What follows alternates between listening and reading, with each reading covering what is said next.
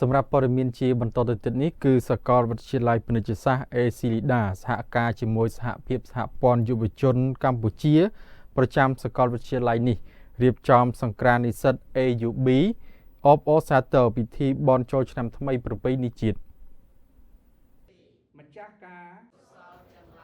សង្ក្រាន្តនិស្សិត AUB បានចាប់ផ្ដើមឡើងនាថ្ងៃទី4ខែមេសាឆ្នាំ2025នៅក្នុងបរិវេណសាកលវិទ្យាល័យពាណិជ្ជសាស្ត្រ ACLIDA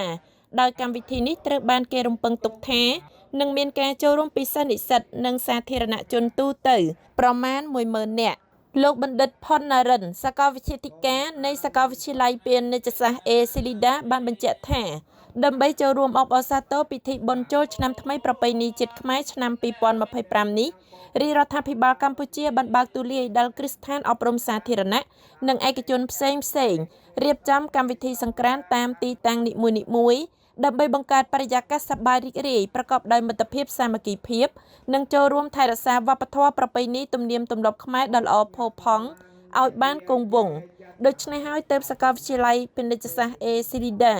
សហការជាមួយសហភាពសហព័ន្ធយុវជនកម្ពុជាប្រចាំសាកលវិទ្យាល័យនេះបានរៀបចំកម្មវិធីសង្ក្រាន្តនិស្សិត AUB ក្នុងគោលបំណងដើម្បីលើកកម្ពស់ភាពរុងរឿងរីកចម្រើនរបស់សាកលវិទ្យាល័យពាណិជ្ជសាស្ត្រ ACLIDA លើកកម្ពស់ការចូលរួមរបស់សាកលវិទ្យាល័យជាមួយសហគមន៍ជាពិសេសដើម្បីបណ្ដុះគំនិតយុវជនសិស្សនិស្សិតឲ្យចូលរួមលើកកម្ពស់មោទនភាពនិងសេចក្តីស្រឡាញ់ថែរក្សាចំពោះវប្បធម៌និងប្រពៃណីទំនៀមទម្លាប់ខ្មែរដ៏ល្អផូរផង់និងបង្កើតនៅបរិយាកាសសប្បាយរីករាយជួបជុំគ្នាជាមួយគ្រួសារ AUB បង្កើនមិត្តភាពសាមគ្គីភាពរវាងលោកគ្រូអ្នកគ្រូសាស្ត្រាចារ្យនិងនិស្សិតបន្ទាប់ពីបានឆ្លងកាត់វគ្គសិក្សាយ៉ាងម៉ត់ចត់នាពេលកន្លងមកផ្ដល់នូវភាពសប្បាយរីករាយនិងសកម្មភាពអប់រំនានា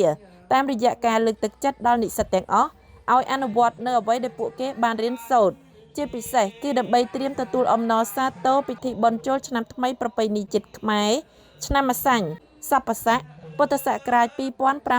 2569ដែលនឹងឈានចូលមកដល់នាពេលឆាប់ៗខាងមុខនេះចឹងជារឿងសំខាន់ដែលសាកលវិទ្យាល័យត្រូវបង្រៀនដល់និស្សិតចំនួនក្រោយដែលគាត់ជាពិសេសគឺសម័យបច្ចុប្បន្ននេះជាសម័យ AI សម័យបច្ចេកវិទ្យាសម័យនវានុវត្តន៍ថ្មីដែលយើងមើលឃើញថាវិទ្យាសាស្ត្រហ្នឹងលឿនអញ្ចឹងគាត់មានឧបករណ៍ក្នុងការទស្សនាហ្នឹងច្រើនណាស់ប៉ុន្តែបើយើងមិននាំគ្នារៀនរំលឹកអំពីវប្បធម៌ប្រពៃណីជាតិខ្មែរដែលជាអត្តសញ្ញាណរបស់យើងទេយើងនឹងបាត់បង់ថាយើងជាខ្មែរអញ្ចឹងសង្ក្រាន្តនេះគឺជាសង្ក្រាន្តដែលចាំបាច់ត្រូវរៀបហើយយើងរៀបចំរៀងរាល់ឆ្នាំបើឲ្យចំណាយក៏ច្រើនគួរសមដែរក៏ប៉ុន្តែដោយសារដើម្បីរក្សាប្រពៃណីទំនៀមទម្លាប់ហ្នឹងហើយនឹងបង្រៀនបាទនិស្សិតចំនួនក្រោយហ្នឹងឲ្យលោកនៅពេលដែលចេញទៅធ្វើការឲ្យនឹកឃើញប្រពៃណីហ្នឹងដូចគ្នាហើយត្រូវរក្សាអត្តសញ្ញាណជាតិទិសដៅសំខាន់ទី1គឺដើម្បីឲ្យគាត់បានចេះបានយល់អំពីល្បែងប្រជាប្រិយខ្មែរដែលយើងមានលេងបោះអង្គញ់ចោលឈូងទាញព្រាត់ដែលជាពីបុរាណរបស់យើងបាទមានរំមានច្រៀងមានរំវង់មានរំអីហ្នឹងជារំប្រពៃណីអញ្ចឹងល្ងាចនេះគឺយើងមានកម្មវិធីនឹងដែរបាទហើយសង្ក្រាន្តនេះដោយលោកបានបង្ហាញជូននឹងថានៅតាមខេត្តក៏លោកធ្វើដែរនៅតាមសាកលវិទ្យាល័យតាមសហគ្រាសធំភាគច្រើនគឺគាត់ធ្វើដូចគ្នាដើម្បីឲ្យ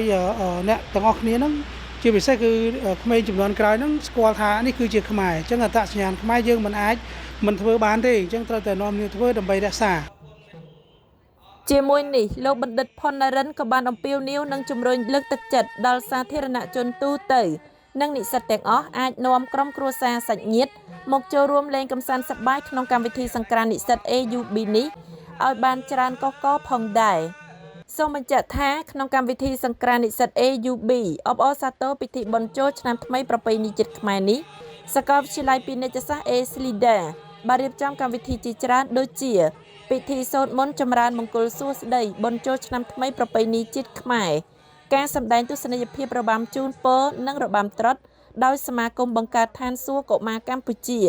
ចម្រៀងគ្រូបង្រៀនចម្រៀងនិស្សិតការលេងល្បែងប្រជាប្រិយខ្មែរដូចជាចោលឈូងបោះអង្គញ់វាយក្អមលាក់កន្សែងទាញព្រាត់និងមានការចូលរួមសម្ដែងសិល្បៈចម្រៀងបែបសម័យទំនើបនិងប្រពៃណី ពីសិល្បករសិល្បករនីជាច្រើនដើម្បីបង្កើតបរិយាកាសសប្បាយរីករាយឧឡារិកអធិកធមយ៉ាងក្រៃលែងដល់សិស្សនិស្សិតនិងសាធារណជនទូទៅបានចូលរួមកម្សាន្តសប្បាយក្នុងរយៈពេល1ថ្ងៃពេញ។